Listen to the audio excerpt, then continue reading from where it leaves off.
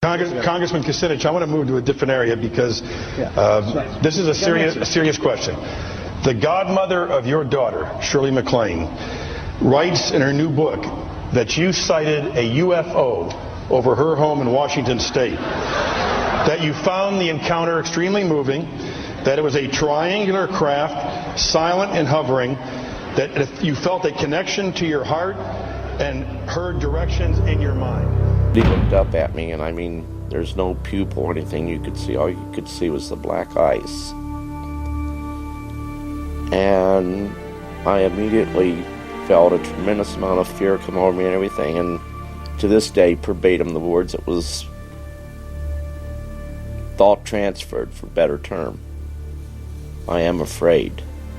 That you found the encounter extremely moving, that it was a triangular craft, silent and hovering, that you felt a connection to your heart and heard directions in your mind. Yeah, it's like, what is it? Now, did you see a UFO? I did, and the rest of the account, I didn't. It was unidentified flying object. Okay, it's like it's unidentified. I saw something. Now, to answer your question, we choose to go to the moon in this decade and do the other things, not because they are easy, but because they are hard. Because that goal will serve to organize and measure the best of our energies and skills.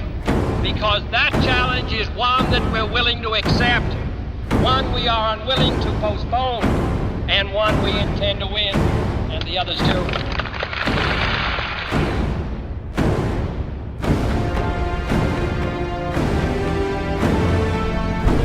But 3 days and 200,000 miles into the flight, Mission Control did miss the significance of a cryptic message from the astronauts. Do you have any idea where the influence is with respect to us?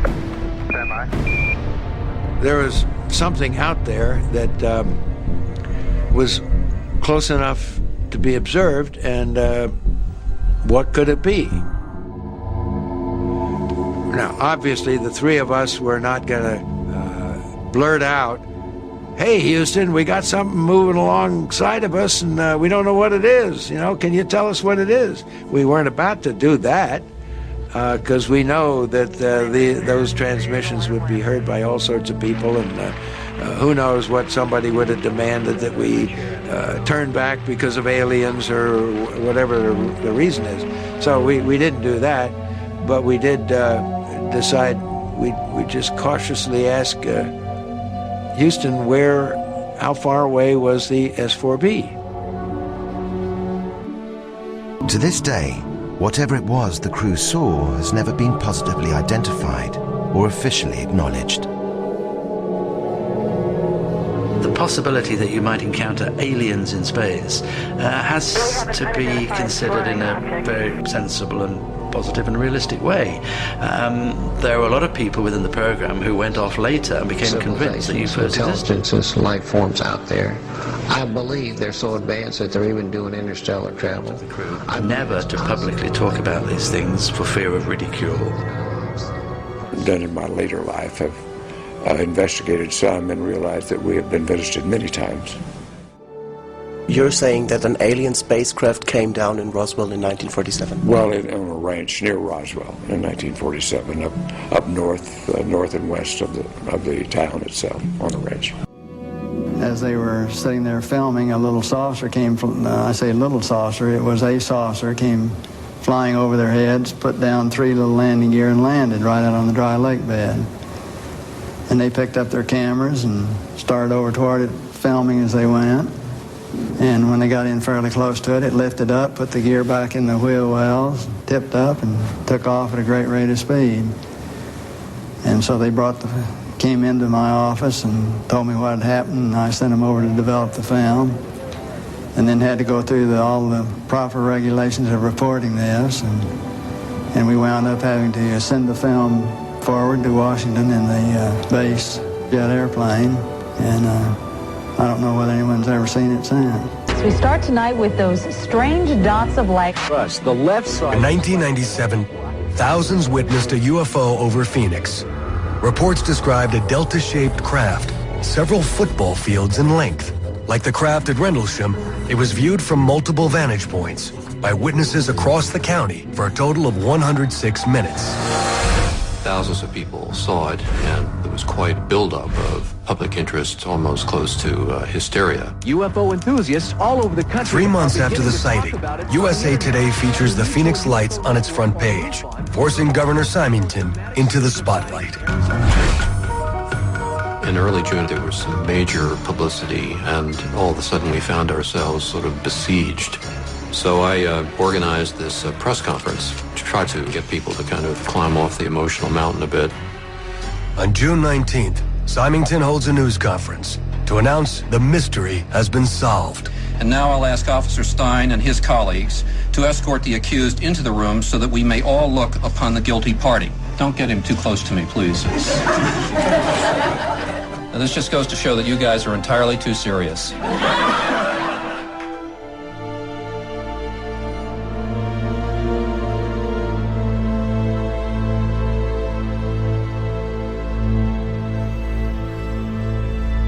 Well, the only external pressure, and it was significant, was the fact that there was just this massive public reaction to the lights over Phoenix. I mean, we've just being inundated by the press. He's the Las Vegas man who claims he can summon UFOs on command. Everyone's going to think you're absolutely nuts. Well, I thought I was absolutely I'd never seen nuts. that. When the prophet started praying for a sighting, I wasn't exactly convinced. It's an orange sphere that appeared out of nowhere. I called the boss with an unexpected change in my story. I can see it clear as day. In fact, Well, I'd like now to set the record straight. I never meant to ridicule anyone. My office did make inquiries as to the origin of the craft, but to this day they remain unanswered. I still don't know what it was. As a pilot and a former Air Force officer, I can definitively say that this craft did not resemble any man-made object that I'd ever seen. Well, I now know that I'm not alone in witnessing something extraordinary. That's the bottom line. There are many high-ranking military, aviation, and government officials, many of whom are here today, who share my concerns. Some of them have truly exceptional stories to tell. Hundreds of people saw a majestic triangular craft with a span of approximately 120 feet. Powerful beaming spotlights moving very slowly without making any significant noise, but in several cases accelerating to very high speeds. The 3 astronauts of Apollo 11 who went to the moon back in 1969 all said that they believe there is life beyond Earth. Do you agree? You know, I don't know, and I don't presume to know. What I know is there is life here on Earth, and that we're not attending to life here on Earth. I don't want to do or conquer anyone. I should like to help everyone if possible. Jew, Gentile, black man, white. We all want to help one another. Human beings are like that. We want to live by each other's happiness, not by each other's misery. We don't want to hate and despise one another. This world is room for everyone, but Earth is rich. It can provide for everyone. The way of life can be free and beautiful. But we have lost the way. Greed has poisoned men's souls. It has barricaded the world with hate. It has goose-stepped us into misery and bloodshed. We have developed speed. We have shut ourselves in. Machinery that gives abundance has left us in want. Our knowledge has made us cynical. Our cleverness hard and unkind. We think too much, feel too little. More than machinery, we need humanity. More than cleverness, we need kindness and gentleness. Without these qualities, life will be violent, and all will be lost. The aeroplane and the radio have brought us closer together. The very nature of these inventions cries out for the goodness in them, cries out for universal brotherhood, the unity of us all. Even now, my voice is reaching millions throughout the world. Millions of despairing men, women, and little children, victims of a system that makes men torture and imprison innocent people. For those who can hear me, I say, do not despair. The misery that is now upon us is but the passing of greed. The bitterness of men will fear the way of human progress. The hate of men will pass, and dictators die. And the power they took from the people will return to the people. And so long as men die, liberty will never perish. Soldiers, don't give yourselves to brutes. Men who despise you, enslave you, who regiment your lives, tell you what to do, what to think, and what to feel, who drill you, diet you, treat you like cattle, use you as cannon fodder. Don't give yourselves to these unnatural men with machine minds and machine hearts. You are not machines, you are not cattle, you are men. You have the love of humanity in your hearts. You don't hate, only the unloved hate, the unloved and the unnatural. Soldiers, don't fight for slavery, fight for liberty. In the 17th chapter of St. Luke it is written, the kingdom of God is within man, not one man nor a group of men, but in all men, in you. You, the people, have the power. I saw that we were the power to create machines, the power to create happiness. You, the people, have the power to make this life free and beautiful, to make this life a wonderful adventure. Then in the name of democracy, let us use that power. Let us all unite. Let us fight for a new world, a decent world, that will give men a chance to work, that will give youth a future and old age a security. By the promise of these things, brutes have risen to power, but they lie. They do not fulfill that promise. They never will. Dictators free themselves, but they enslave the people. Now let us fight to fulfill that promise. Let us fight to free the world, to do away with national barriers, to do away with greed, no trouble. with hate If you and check the intolerance. statistics out, you'll find Let that us these people, fight for a the world of 300 plus thousand a people, world where have lived science and together progress peacefully, will lead to loving all each men's happiness. Soldiers, in the name of democracy, let us all unite!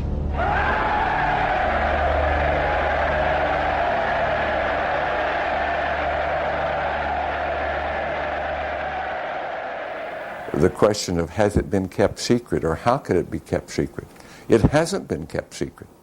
It's been there all along. But it has been the subject of disinformation in order to deflect attention and to create confusion so that the truth doesn't come out. Disinformation is simply another method of stonewalling. And that's been used consistently for the last 50 years or so.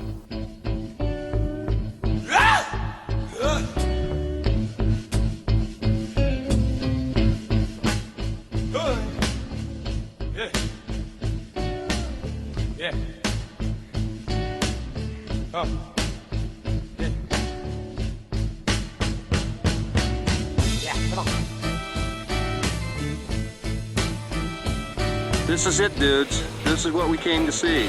No Navy planes that we could see. There were no jets, no planes of any kind, no helicopters. We did see something. In fact, we did see something right around 5:45, and around 5:50. That's when we saw the first saucer come out of Area 51. It stayed around for about 10 minutes, and then it went back down.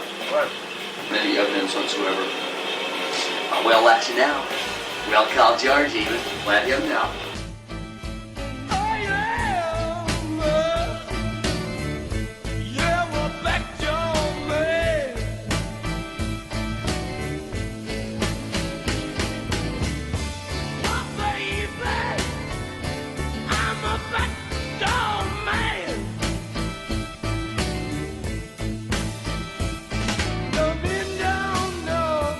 They're called DUMBs, like you can learn a lot from this dummy, but DUMB stands for Deep Underground Military Base, and or a Deep Underground, DUM-2, for instance, is a submarine base, and I have built a few of those too, which are off our continental shelves and then certain islands and out in the Atlantic and the Pacific in strategic locations.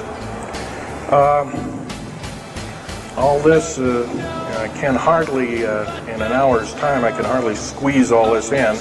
So I'll be kind of rambling here if you just bear with me.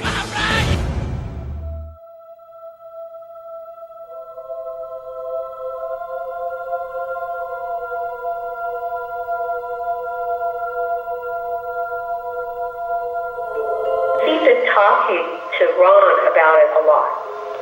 They were doing a little digest. And then his dad died, and he found all this stuff in the basement.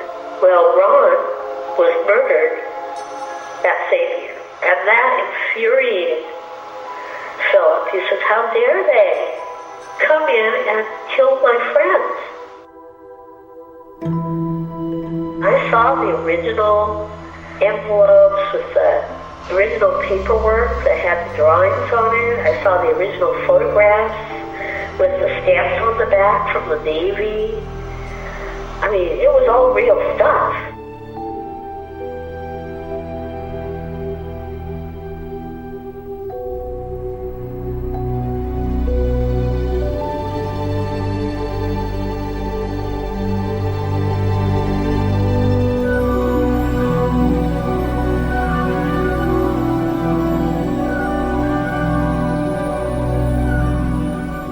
Author Ron Rummel was about to publish a book revealing what he believed to be the real purpose of the Star Wars project when his body was found here in McClay Park in Portland, Oregon.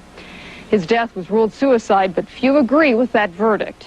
As far as the police and the FBI are concerned, it's case closed. Unfortunately, there's the shocking thing that his murderer, I believe his murderer, is still out there at large. Why is it you're speaking out? There have been enough lives taken under the premise of suicide when they were actually very stable individuals. They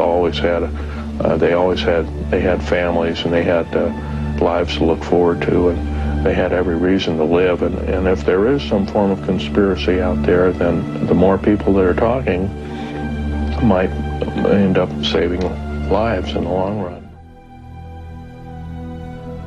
Over a period of time, I became well acquainted with him. I found him to be a person of integrity and honesty. And about 1 year ago, he became totally fed up with the New World Order and the establishment. He thought he was working for the betterment of mankind and the work that he was doing as a geologist for our government as well as for NATO. And he found out that it could be and was actually anything but that. And I urged him last winter and spring to go public and lecture. Finally got him out.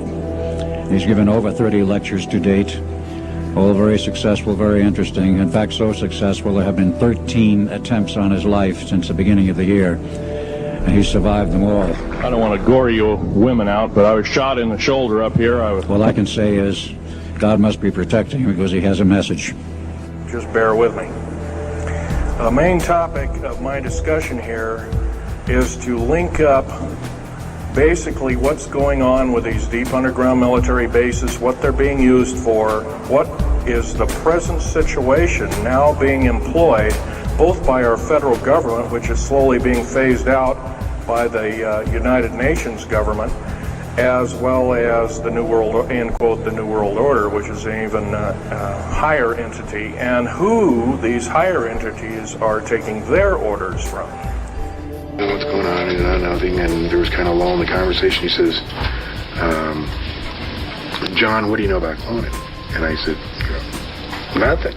I mean, this was so far out to me, and he said, just let me tell you, it's all real, and it's all happening. And this is from Cecil McMain's, a guy who's so down to earth, who worked on the SR-71, who did a lot of stuff, you know, and he would never, ever come out with something so unusual. I mean, I did my stint for the CIA. I believed in, God and apple pie and Chevrolet, and, flying saucers to me were, I mean, just, you couldn't even mention it. I wasn't interested then.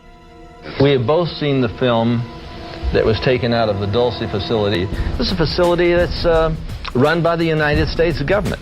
Yeah, there's no question that Dulce exists. I was the one that kind of led the research on that. I was at a meeting in Crestone, Colorado, and Tom Adams handed me a letter from a lady who lives in Las Vegas, and she was the one that tipped us off that this thing exists. She knew the location of some photos and videotape that had been taken inside Dulce by a guard who escaped during what they call the Dulce Wars of 1979. The unbelievable part, I was involved in building another base inside of Dulce, New Mexico, which is Los Alamos Laboratory. It's a biological laboratory. When I saw Green Beret and Black Beret people encamped inside of our geologist camp, I knew something was up. The gig was up. And about from me to this elderly woman here in the front was sitting a 7-foot-tall alien gray. Good evening. This is John Lear, and today is March 22nd, 1989. We're standing just about 8 miles due east of Groom Lake, Nevada, the super government secret test site. And just a few minutes ago, we saw one of the government extraterrestrial UFOs fly over there. We all watched it for about 7 or 8 minutes. I had it focused in for about 15 seconds and saw for myself that in fact it was a disc. They are actively and have in their possession alien spacecraft, and they are actively undergoing analysis. And flying them? And flying them. Now, before you toss Lazar on the pile with all the other UFO wackos, understand that he willingly agreed to take a lie detector test, requested and independently arranged by a Las Vegas reporter. Terry Tabernetti is the ex-cop who administered the test. If he's lying, he ought to be in Hollywood. I had to hang upside down in there to see the lower level, essentially. And there were 3 large gravity amplifiers. These devices looked like about a 2-foot diameter, 4-foot long piece of pipe hanging by a smaller piece of pipe from the level above, and they can be independently positioned. And that's what emits the gravitational waves that propel the craft. And as opposed to what we're used to, for instance, a plane, once it's in the air, we envision thrust or some force coming out the back of it to push it forward. The crafts work completely opposite of that. What they do is once they're hovering in the air, they'll swing the gravity, 2 remaining gravity generators up in front of them and create a distortion, essentially a downhill, and the craft rolls downhill for infinity. It's always chasing a little distortion. People wonder how a craft like this can make a turn at such high speed, a 90-degree turn, when they would imagine people slamming up against the wall or something to that effect. Well, that really wouldn't happen. Inertia would have no effect. Don't forget that gravity distorts time and space, so really nothing is going to influence you while you're in there. If you were going to see one of these crafts at night operating, it would appear really as a glowing ball or just a bright light in the sky from a distance. Even close up, you'd see a glowing halo around it. What you're dealing with is a high energy source in essentially a gas atmosphere, oxygen, nitrogen. And when you apply enough energy to a gas molecule, they emit photons, they emit light. Obviously, the ET craft do exist. Something had to build them, so there must be aliens. And since there are, and the craft are there must be some sort of factory and an entire civilization somewhere. And if in fact that is true, and it apparently is, then there must be others. I find Bob to be credible, and the main reason is because the story hasn't changed. It's stayed from the beginning. It's been the same. It hasn't expanded like some of these UFO tales you hear. It's been the same. And we've been through a lot of different interview sessions, many on camera, many more off camera. And it stayed exactly the same, consistent. Bob Lazar says he quit his job working on the government saucers when his bosses began harassing him because he was letting others in on the big secret. Do you believe in UFOs? Personally, no, sir. Why not? Ma'am, I have no reason to believe that they're real.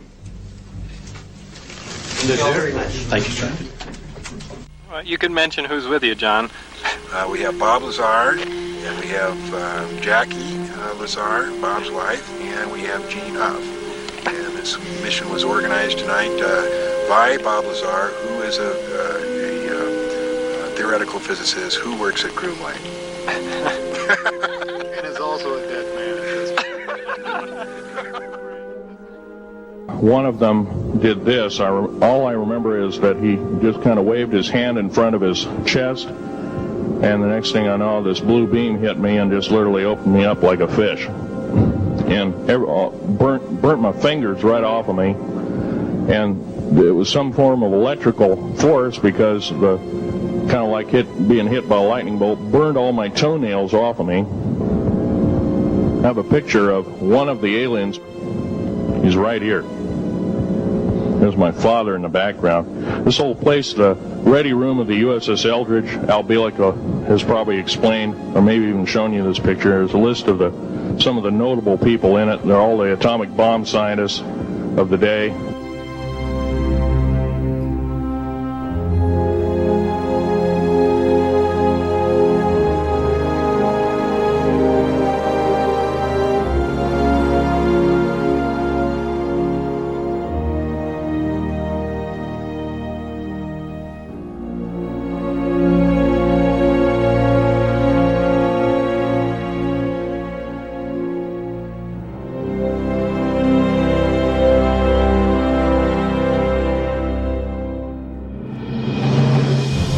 This is a matter of the most pressing import.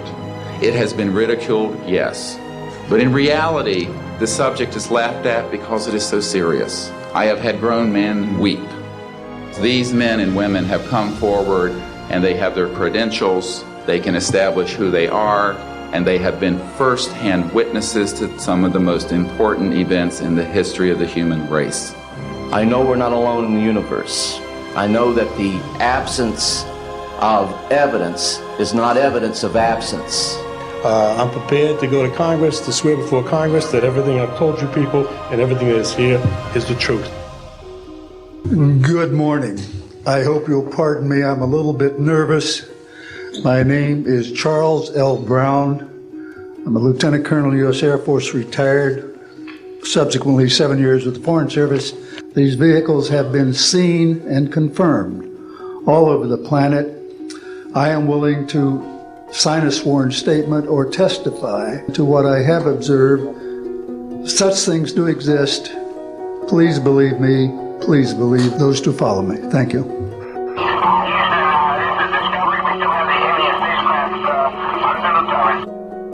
Objects going off the scale, doing right-angle turns. When he inquired, his older supervisor advised him that, quote, it was just a visit from one of our little friends.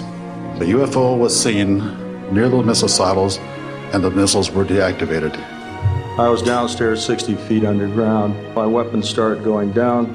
They went into a no-go condition, what we call a no-go condition. They were unlaunchable. Object came into the frame, shot a beam of light at the warhead, flew up to the top, shot another beam of light at the warhead, and flew out the same way it came in. And he said, "What was that?" And I said, "It looks to me like we got a UFO." Objects made incursions over our WSA, fired pencil-thin beams of light into them, and adversely affected the ordnance. I witnessed and watched through a telescope a UFO which hovered over a nuclear weapons storage facility for approximately 10 minutes and then departed with an acceleration approaching a bullet leaving a rifle barrel. I sat up in my bunk, I looked out the window, I saw a craft heading for the ground and crashed.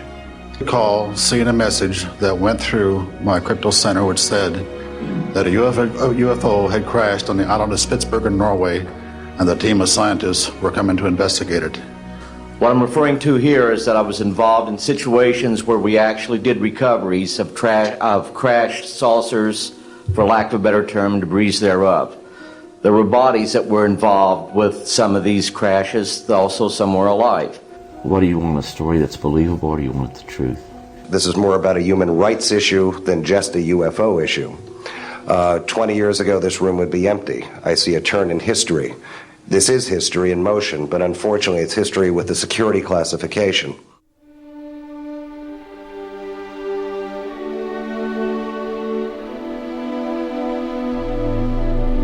Major Marcel was called up to Fort Worth to show the press what he found.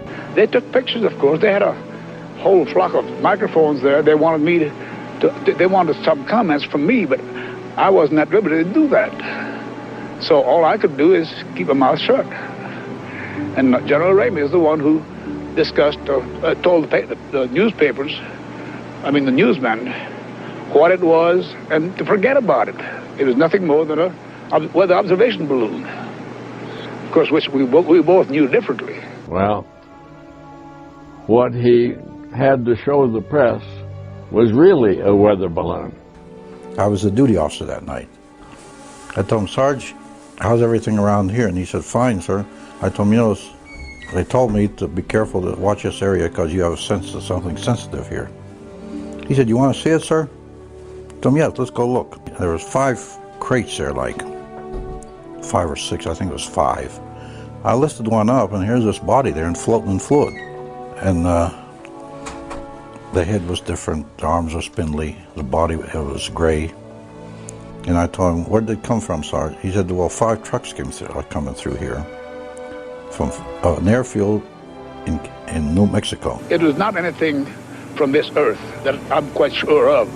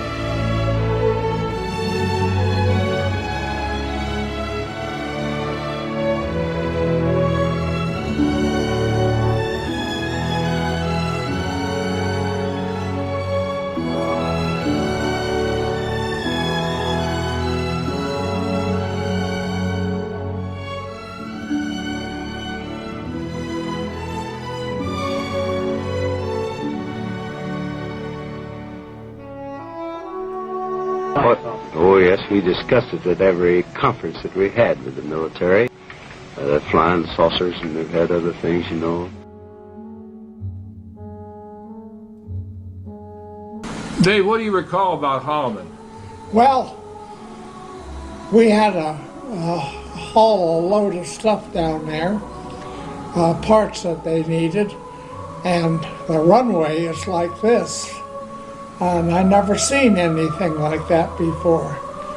And anyway, as we were there, we saw Air Force One come in. We were told President Eisenhower was coming. So George, our boss then at the electric shop, went to a meeting to find out more. He would not be inspecting anything, and they said just carry on as usual. The President of the United States is entitled to full military honors at any base that he lands on. And that means a parade. The day before he was to come in, a parade to honor him was canceled. We heard the President's plane in the morning lining up for an approach and watched it land on the far runway. So we waited for it to taxi over to the flight line so we could see him. But we didn't hear it anymore, and it had shut down somewhere out there. He says, I've been down at base ops all day. He said, waiting for the plane come in. He said, Air Force One? He said, yes. An officer come around and says, you can't leave. And I says, well, the pilot said, we have to leave. And he says, well, President Eisenhower's here, and you can't leave the field until he's gone. He said, well, what happened? He said, he landed, he turned around on the active and shut down. And we were told to turn off our radar. Why were you told to turn off your radar? I don't know. He said, we were told to turn it off, so we turned them off.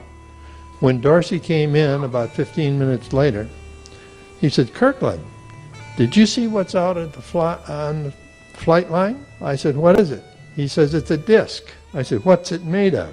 He says, metal, like polished aluminum, polished steel. He said, metal. I said, how big is it? He said, 20 to 30 feet. And they were pointing out to the flight line, and so I decided to turn around on the pole to see what the ruckus was about, and I could not believe what I saw. There was this pie tin-like thing coming at me about 150 feet away. I thought it was remote controlled or something. And the guy on the left, again, the khaki guy said, I heard one landed at the monument. He said, the other one said, I don't know about that. I'm telling you what I saw. He says, two of them came over. One landed on the active in front of the plane, and the other one hovered overhead like it was protecting that plane. In 1954, during the Eisenhower administration, led to an interesting treaty called the Greada 1954 Treaty. It was the Alien-Human Treaty. I recently received from the Ministry of Defense of a foreign government in Europe a document. And in this document, it explains how Eisenhower had a meeting in 1954 with extraterrestrial people, and that he wanted to disclose their presence and bring out this information and technologies. Within 6 months of that, if you go back and look through all the aerospace journals, all references to anti-gravity, these high-end electromagnetic systems disappear from open source literature. Not a coincidence.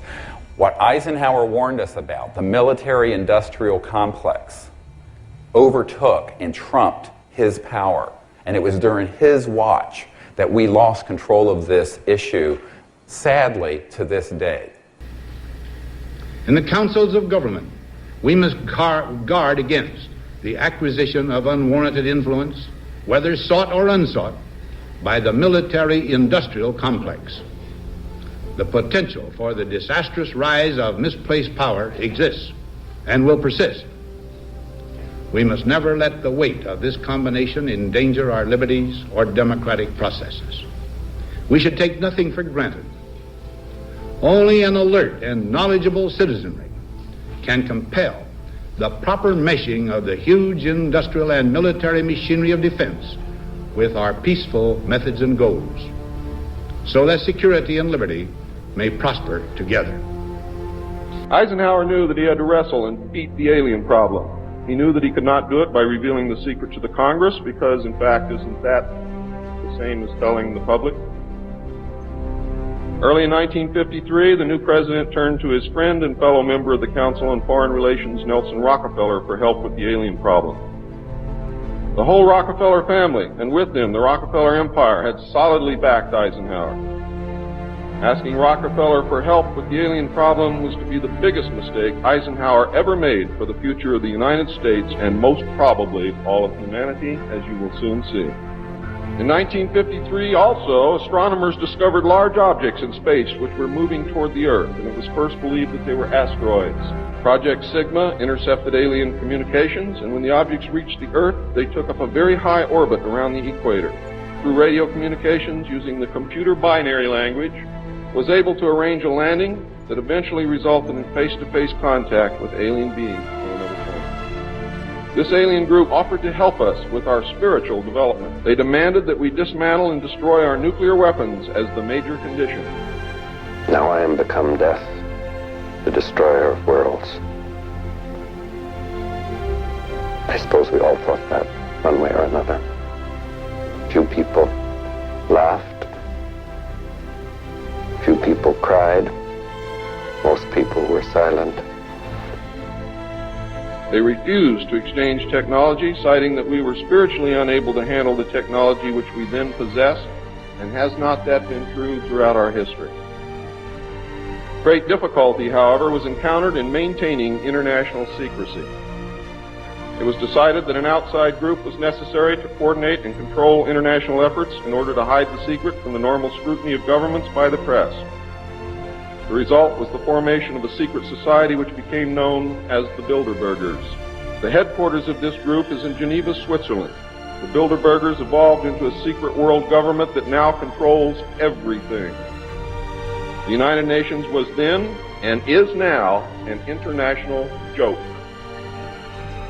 The exclusive ski resort of St. Moritz in June is perfect Bilderberg territory, out of season and, crucially, practically deserted. There are two hives of activity in town, though. One, the luxury hotel Souvretta, where around 130 of the world's most influential politicians, businessmen and sovereigns are meeting behind closed doors. Other Bilderberg regulars include David Rockefeller, the editor-in-chief of The Economist magazine, the Greek finance minister and the president of the World Bank. They're all rumoured to be here this year. This race stated that we were on a path of self-destruction and we must stop killing each other, stop polluting the earth, stop raping the earth's natural resources, and learn to live in harmony with each other and with nature.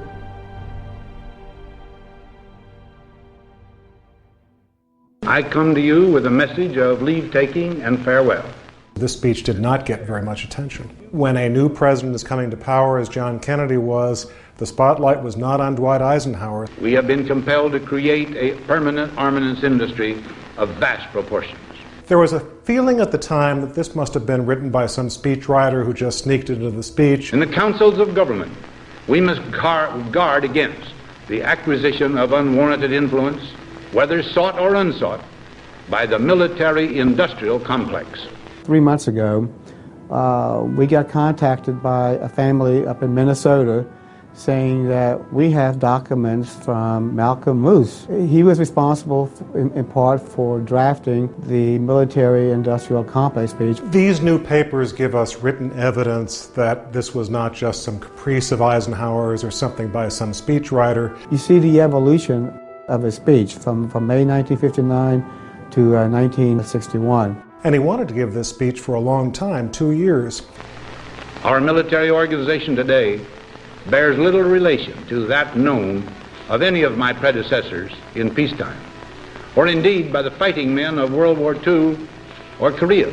There was one person in Dwight Eisenhower's life whom he really confided almost everything to, and that was his brother Milton. There's one particular document where the speechwriters had already drafted their version of the speech, only to see Milton come along and totally revamp had already been written. When Milton Eisenhower was taking notes and writing things on the drafts of these speeches, the speechwriters knew that it wasn't Milton talking, it was Ike.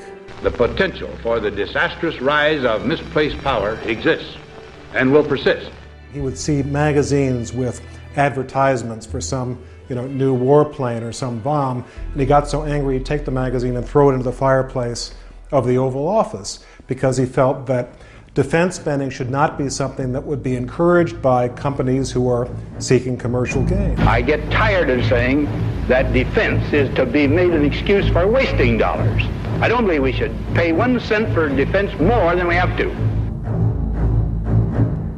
I seriously question an increase in the Pentagon budget in the face of the department's recent Inspector General's report. How can we seriously consider a $50 billion increase in the defense budget when DOD's own auditors say the department cannot account for $2.3 trillion in transactions in 1 year alone? It is, I was going to say terrifying. It's a terrible record, and it's preposterous that the Defense Department doesn't know what's happened to this money. We're told major cuts in education programs, and then we read, $500 million is paid per year that isn't owed.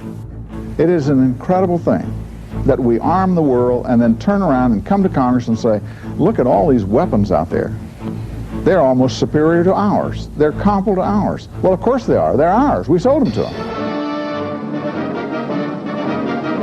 With New York's big block of votes, the issue is no longer in doubt. And a wildly cheering convention hails its nominee, Dwight D. Eisenhower, soldier and statesman. Away from the convention floor, Eisenhower huddled with Nixon. The young senator represented the growing power of the West Coast, and he was a rough-and-tumble campaigner. The general offered him the vice presidency. Yes, well, as we get older and older, I'm 77 right now. You can't live forever, So if this procedure I'm going to have to clean the blood doesn't work, then I've got probably a few more months to make it before my kidneys shut down, So that's kind of why I'm kind of going along with the interview at this time. You're seeing that what you went through is just too important for people not to know about. Yeah. Can you just, can we start at the beginning with your military career and just walk through what exactly your experiences were? Was drafted into the military. What year would this be? 58. I went through the signal training course. And at that time, I went through the radio teletype course and also the cryptography course, crypto. My boss came to me and he said, how would you like to, make some extra money? So he's explained to me that he could put it through, would have to get a top secret White House Q clearance. After about 6 weeks, my security clearance came through. I was coming into the Army fresh off the farm, so I really didn't have much knowledge of anything, but my boss filled me in on Project Blue Book and what they had found so far. And I said to him, I don't know if I'm going to be able to be a judge of this type of thing. What's real, what's not? He said, well, we have to build the information as we go, and you'll see how this thing is working out. I couldn't tell anybody. In fact, I had to take a vow that I wouldn't tell anybody a lot of it for 40 years. I was going to a grocery store, two guys in a black suits come out of a black Lincoln town car and came over to see me, and they told me that I'd better not publish anything or talk to Linda about any more things. So at that time, I did, I stopped. It's 1958, maybe the fall of 58. What happened after this? If you remember, back in those days, they kind of declared it as a nothing, Right. And they were telling the world all UFOs are misidentifications, hoaxes, balloons, psychological issues, whatever. We have received and analyzed between 1,000 and 2,000 reports that have come to us from all kinds of sources.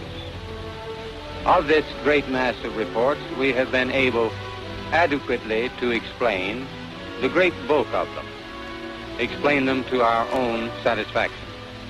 We've been able to explain them as hoaxes, as erroneously identified friendly aircraft, as meteorological or electronic phenomena, or as light aberrations.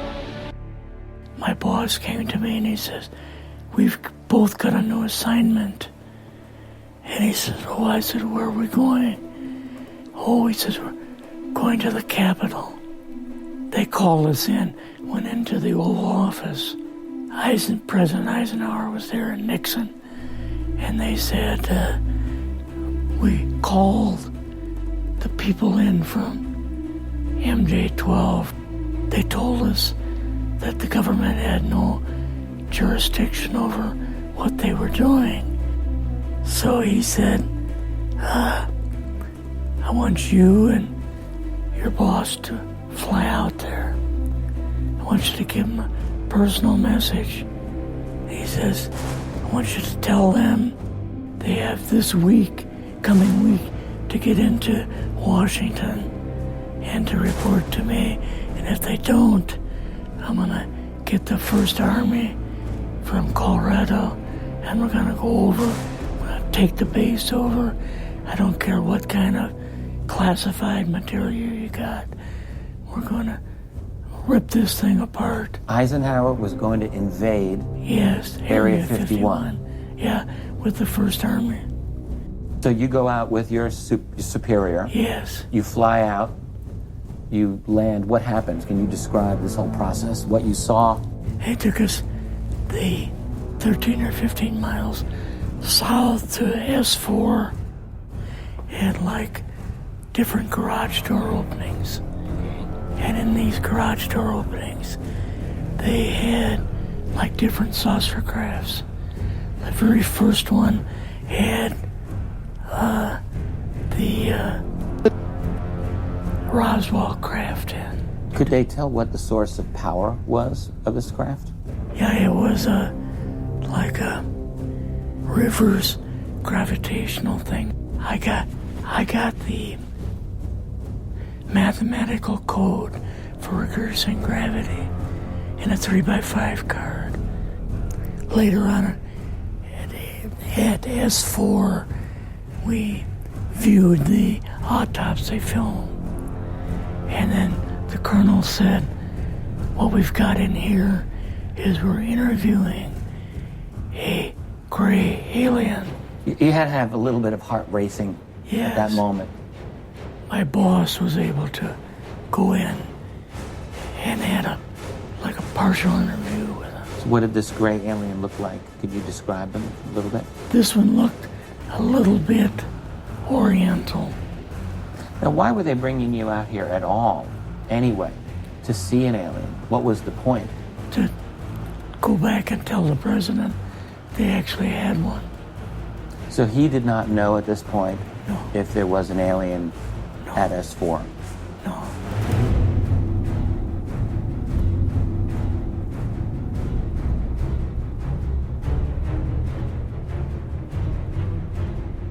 Did you go directly to Washington after this? Yes. Or did you go somewhere else? How did they Did you fly regular airline? Or? The commuter plane back to the air base, and then took President Eisenhower's Lockheed Electra back to Washington. We met with him in the second story of the old OSS warehouse building, and Eisenhower and Nixon were there, and we told him about the alien and the whole situation. He appeared for the first time to be worried. As you can see, under magnification, the creature's skin appears to be mesh-like. It's rather like that of a lizard. Has there been any communication from it to us? Not sure. Possibly. We believe that it may use some form of thought projection. At least, that's what the men who've been close to it seem to think. How long do we keep this to ourselves? Well, there's no telling. We will determine that. Why? I think mankind has the right to know about something as significant as this. Well, yes, of course.